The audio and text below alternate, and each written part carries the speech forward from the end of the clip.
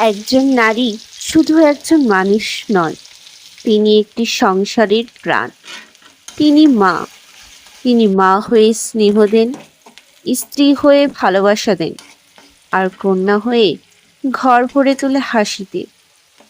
নারীর সংসার জীবন মানে শুধু দায়িত্ব নয়, অসীম ধৈর্য, ত্যাগ আর ভালোবাসার এক অনন্য গল্প। একজন নারী নীরবে অনেক কষ্ট সহ্য করে, কিন্তু তবুও পরিবারের সুখের জন্য নিজের স্বপ্নটাকেও অনেক সময় বিসর্জন দেন। তাই প্রতিটি নারীর প্রতি সম্মান, ভালোবাসা ও কৃতজ্ঞতা থাকা উচিত।